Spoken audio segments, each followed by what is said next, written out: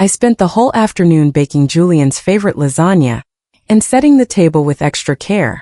It was his birthday, and even though he was gone, I wanted the small dinner to be a warm, heartfelt celebration of his life. I put out the old family photos, hoping that Lily, my 14-year-old, and Noah, my 10-year-old, would share funny stories about their dad. The moment was perfect and quiet until the front door flew open. My sister-in-law, Cassandra, walked right in without knocking, carrying huge, brightly wrapped boxes. She started handing out extravagant gifts. A fancy tablet for Noah, designer shoes for Lily. The thoughtful, quiet moment I had planned was instantly destroyed by the loud, distracting excitement. I waited until the paper was torn off, then I tried to gently step in. "Kids, those are lovely," I said, trying to smile. "But can we just put the gifts in the living room for a bit? Tonight is about remembering Dad." Lily immediately spun around, her face twisted with a terrible anger I had never seen directed at me before. "You're always ruining everything," she screamed loudly, tears of frustration in her eyes. "Why can't you just let us be happy for once? I hate you. I wish Aunt Cassandra was my mom." The cruel words hit me harder than any physical blow. I felt the breath completely leave my lungs. I looked past Lily's furious face to Cassandra. Over my daughter's shoulder, she gave me a barely perceptible, cold, smug smile, a small, ugly sign of a quiet victory I didn't yet understand. It was the smile of a predator who had just baited the perfect trap. I didn't even have time to recover from Lily's terrible outburst. The very next morning, the doorbell rang loudly. I opened the door to find a stern-faced man in a cheap suit holding a thick envelope. He was a process server, and he quickly handed me the papers before walking away without a word. My hands were shaking so badly I could barely hold the heavy documents. They were custody papers. Cassandra was suing me for full and complete custody of my own children. I sank onto the floor, numb with shock. The papers were a massive collection of cruel, total lies. They claimed I was grieving too hard and was suffering from severe emotional instability after Julian's death.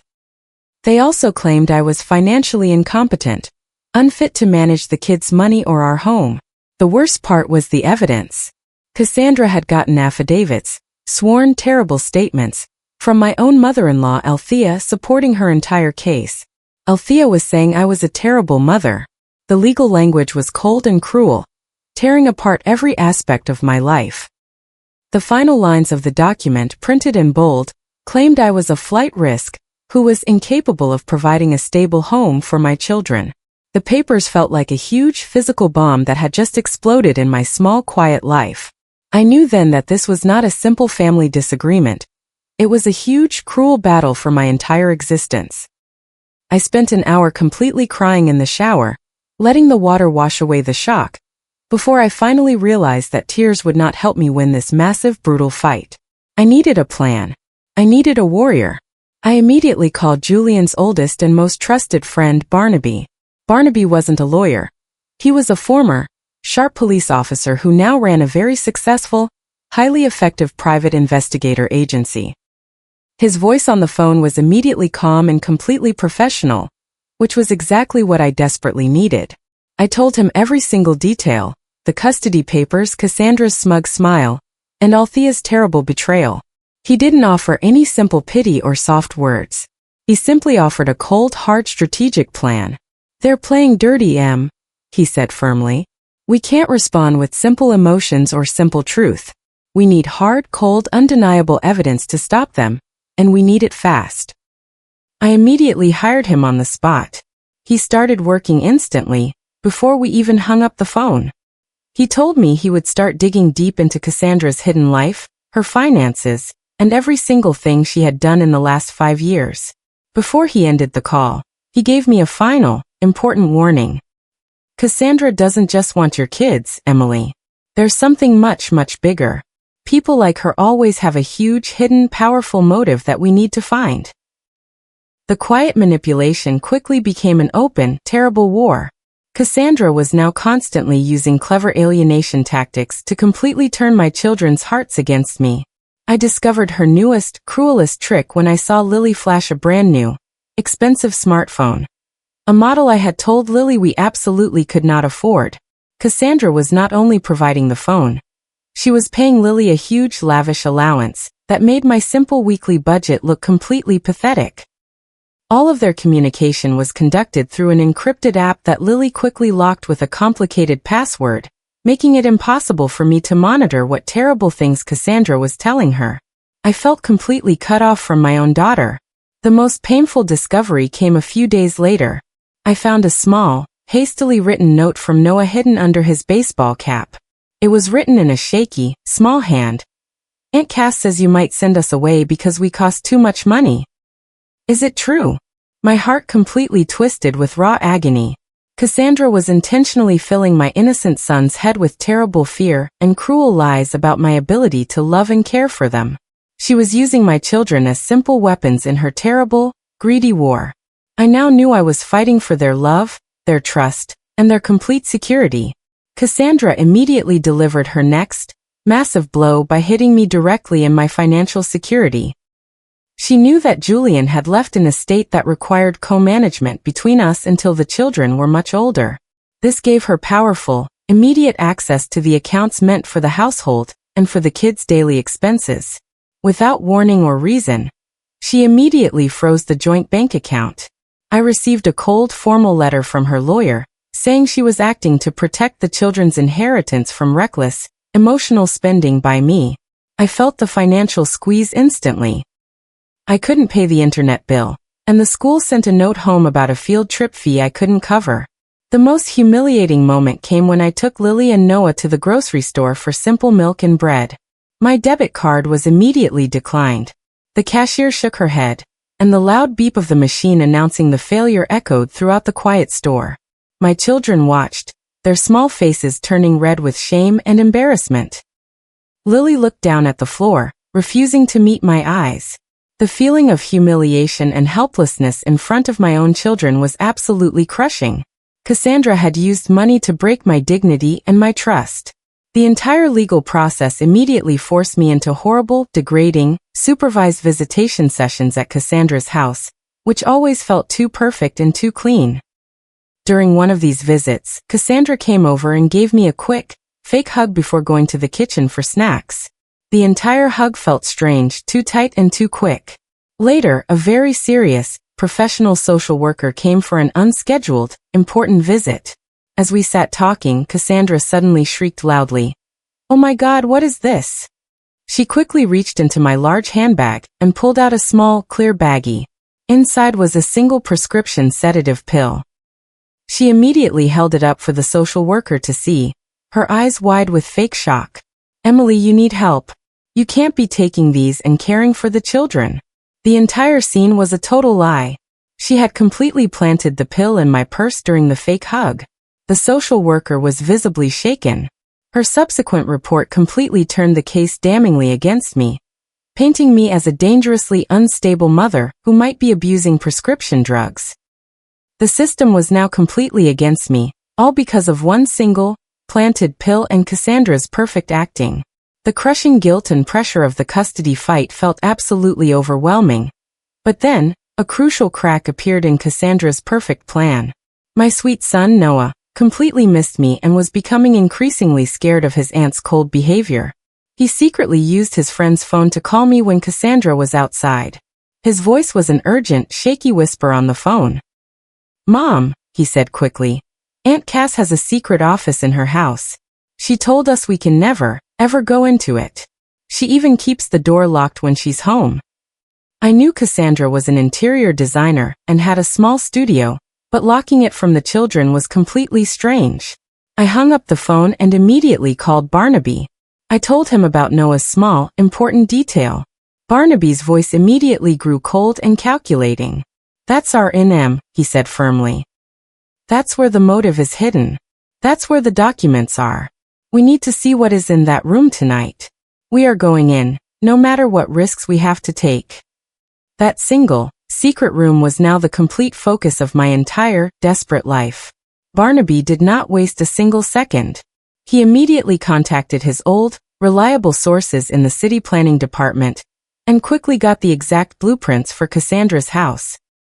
The secret office, labeled only as a utility closet on the public records, was completely tucked away in a quiet, and used wing of the massive home. Barnaby quickly worked out a perfect, elaborate diversion plan. He arranged for a huge, fake water main break to happen precisely on Cassandra's street corner, drawing the entire street's attention, including Cassandra's, to the loud chaos outside. Under the loud, perfect cover of the fake emergency, Barnaby and I drove up silently. He used his professional tools and quickly picked the lock on the small, hidden window of the secret office. We quickly slipped inside. The room was not a simple studio.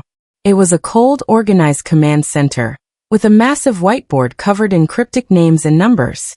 The walls were covered in complicated financial charts and thick, scary-looking legal documents. We searched every shelf and box, but we found nothing explicitly connecting her to the $2 million motive. I felt a wave of complete despair wash over me.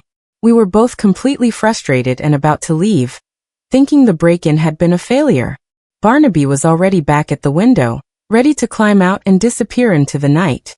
I took one last, desperate look at the heavy wooden desk. I noticed something slightly off about the middle drawer. It seemed to be too shallow. I pulled the drawer completely out and examined it closely.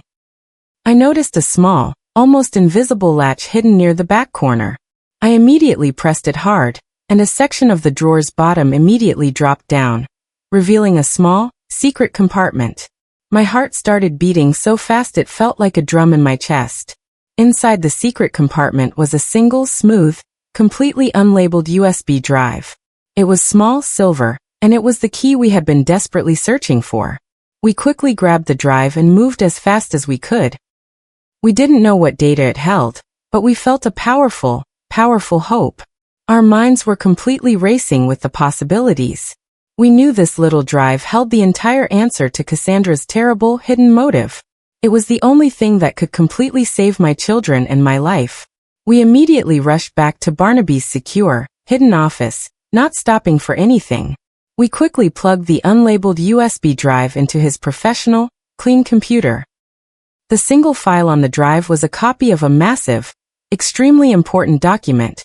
A $2 million life insurance policy that Julian had quietly taken out before he died.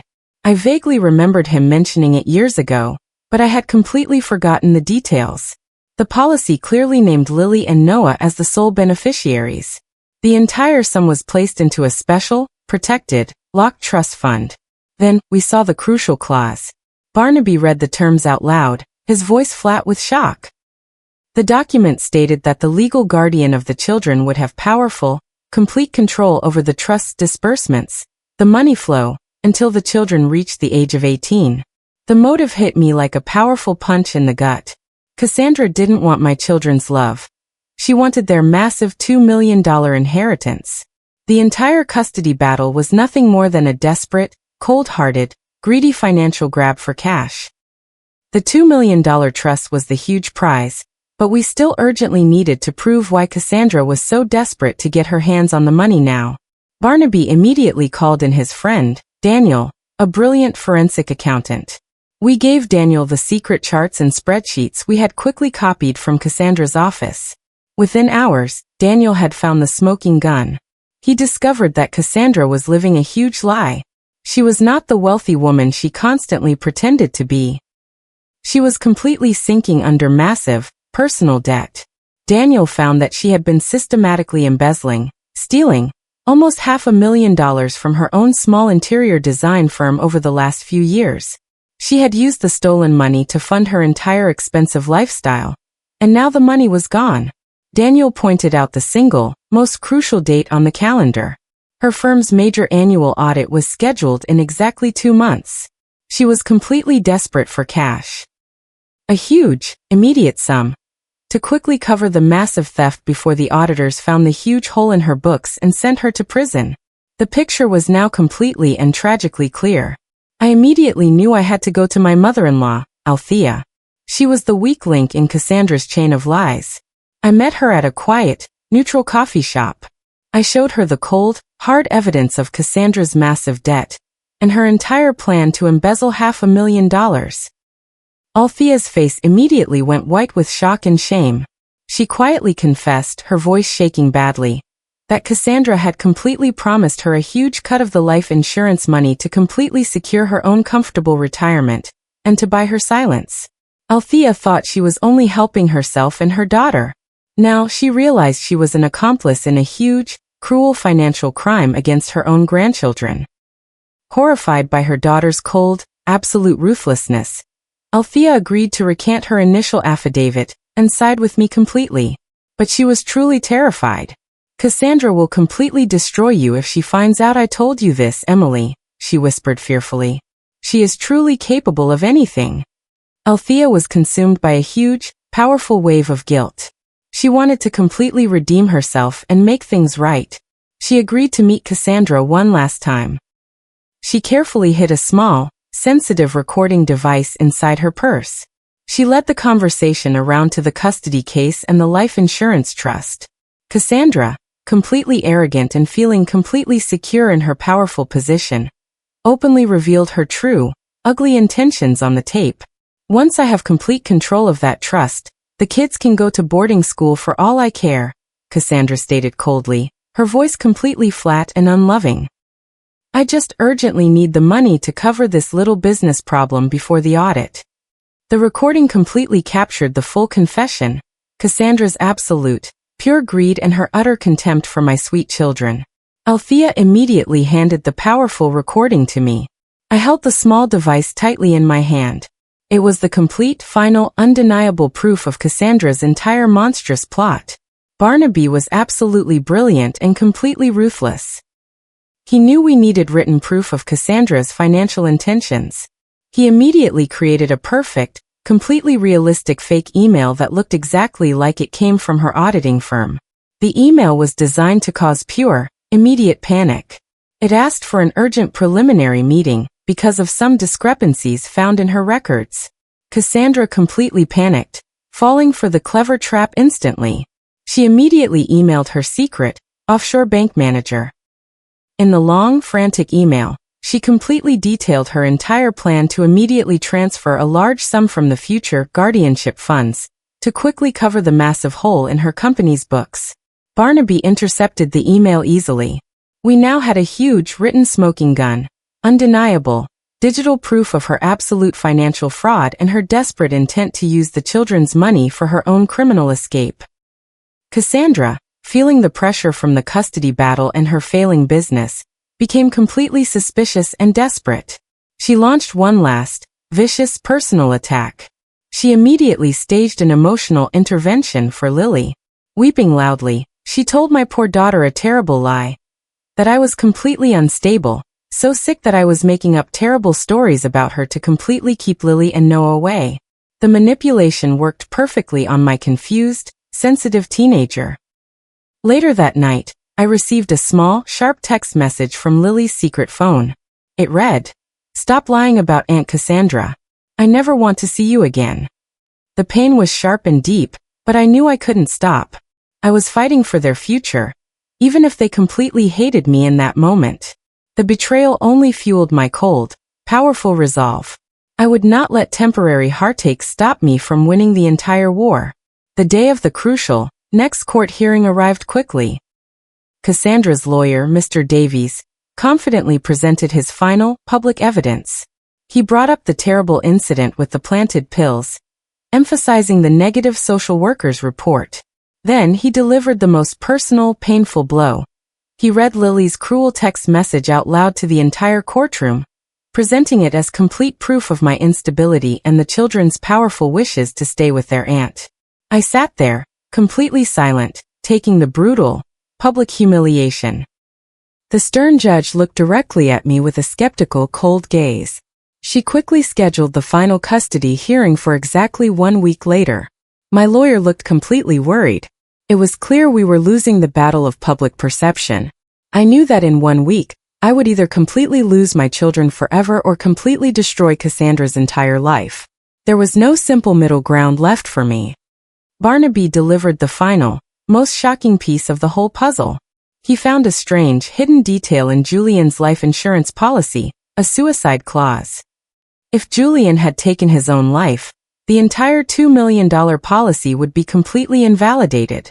Barnaby discovered that Cassandra had been subtly, quietly suggesting to friends and even to Julian's former co-workers that Julian's death was not an accident, but a desperate final act. She was trying to completely poison the well. She was planning to invalidate the policy and completely ruin me financially even if she lost the custody fight. Her pure malice was terrifying and total. This final vicious lie, the willingness to completely dishonor her own brother's memory, snapped the last thread of simple human pity I had for her. A cold, absolute fury settled over me. I knew that she deserved to lose everything she had ever cared about. My lawyer, Ms. Jennings, and I completely finalized our entire, powerful strategy. We decided on a complete courtroom ambush. We would not interrupt or challenge Cassandra's testimony. We would let her stand on the witness stand, completely calm and confident, and completely perjure herself, lie under oath to the judge, the court, and everyone watching. We would let her tell her entire, huge, perfect lie. Then, and only then, would we unleash the full, devastating power of our evidence. The audio confession, the damning emails, and the financial records. I looked at Ms. Jennings, my voice completely cold and firm. I want her to stand up in front of everyone, Your Honor, and tell her biggest lie.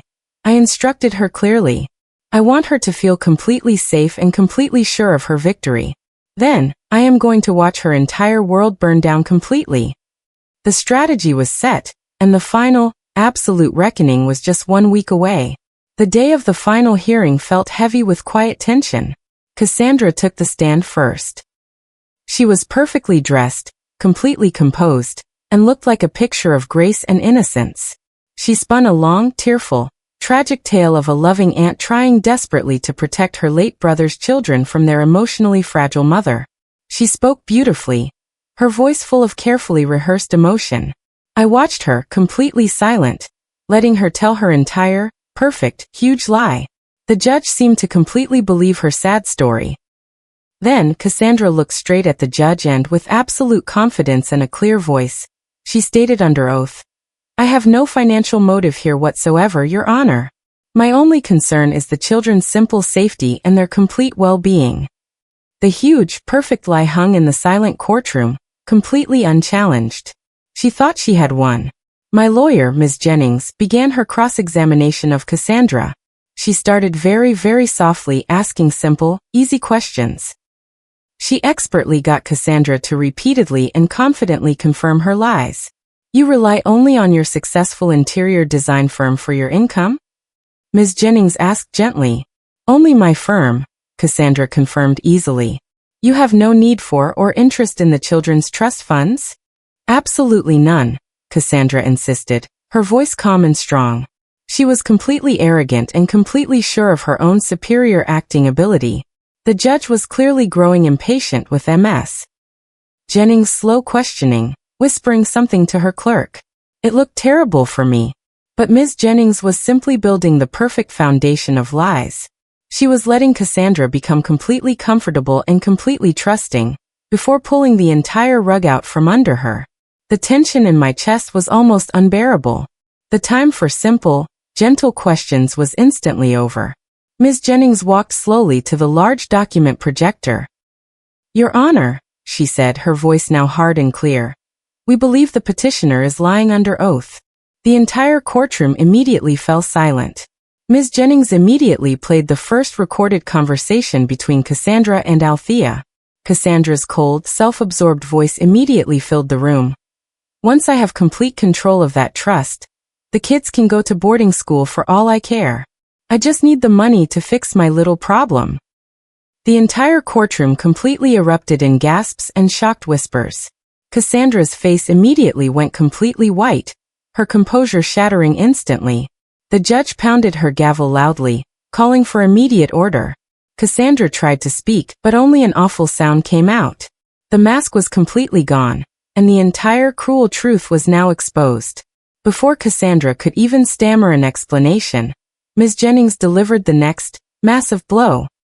The lawyer immediately presented the clear, undeniable emailed evidence of Cassandra's massive embezzlement and her desperate, cruel plan to use the children's trust fund to quickly cover the massive hole in her company's books. The document was immediately projected onto the large screen for the judge and the whole courtroom to clearly see. It was a complete, full confession in Cassandra's own words. The total evidence of her financial crime was simply overwhelming and absolutely damning. Cassandra's own lawyer, a man who had seemed so confident just moments ago, quietly rested his head completely in his hands, knowing the entire case was lost and his client was a confessed criminal. Cassandra was completely exposed as a greedy, cold-hearted thief, not a loving aunt. The final, total confirmation of the conspiracy came next. Ms. Jennings called Barnaby to the stand. Barnaby, calm and completely professional, quickly and methodically outlined the entire conspiracy. He detailed everything: the alienation, the planted pills, the forged affidavits, the true $2 million motive, and the final, shocking discovery of the suicide clause lie. He laid out the entire attack, piece by piece, proving it was all a cold, calculated plan to destroy me and steal the children's inheritance. The judge's face was a complete mask of cold fury as she listened to the total malice of Cassandra's actions. She immediately slammed her gavel down, calling for immediate order. The evidence was overwhelming, proving that Cassandra was a true, dangerous criminal who had abused the court's trust. Lily and Noah, who were sitting quietly in the front row with the social worker, had just heard every single detail of their aunt's entire, cold-hearted plan to send them away. I looked at my children's faces.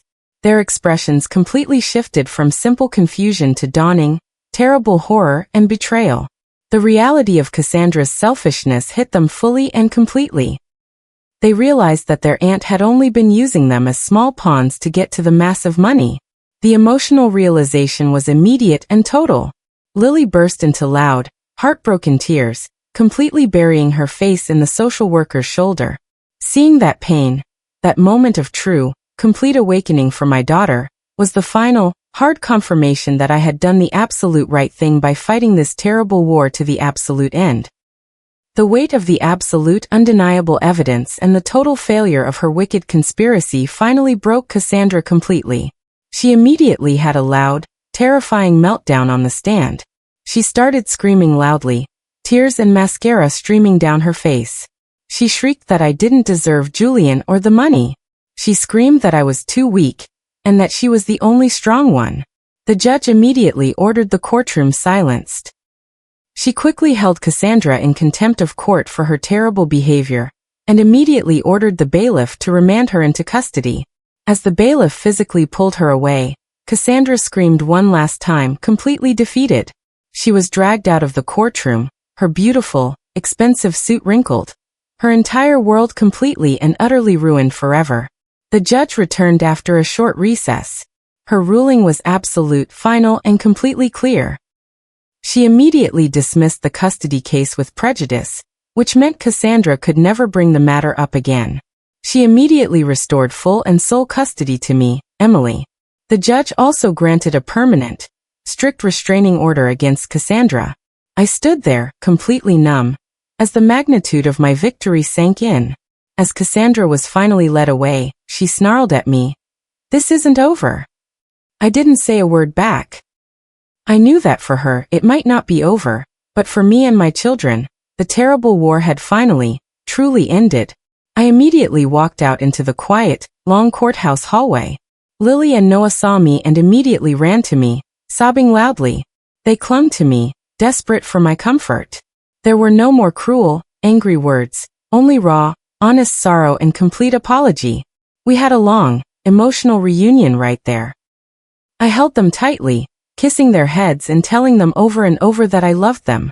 The entire massive wedge that Cassandra had driven between us was instantly removed. Lily whispered against my neck, her voice small and wet with tears. "She told us you were going to send us away, because we cost too much money, Mom." My heart ached for their pain and confusion, but the bond, which had been stretched thin, was now completely whole again. 6 months later, the aftermath was quiet and healing. Cassandra was formally charged with perjury, massive embezzlement and attempted fraud. She was facing serious jail time for her terrible crimes. My mother-in-law, Althea, was given probation in exchange for her full, truthful testimony, and was allowed supervised visits with Lily and Noah. I looked at Althea seriously one day.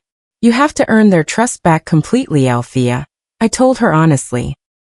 Just like I had to earn their trust back every single day after all the terrible lies Cassandra told them.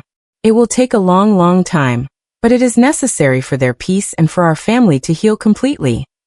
I knew forgiveness was necessary, but trust had to be completely earned back slowly. The healing continued slowly and steadily. Lily and Noah and I were all attending therapy, working hard to completely rebuild our simple, beautiful life together. The house was now filled with genuine, happy laughter again, not the loud silence of fear. I decided to use a small, necessary portion of the life insurance money to quietly start a support group for other parents who were facing similar, terrible parental alienation. I wanted to use my pain to become a voice for others.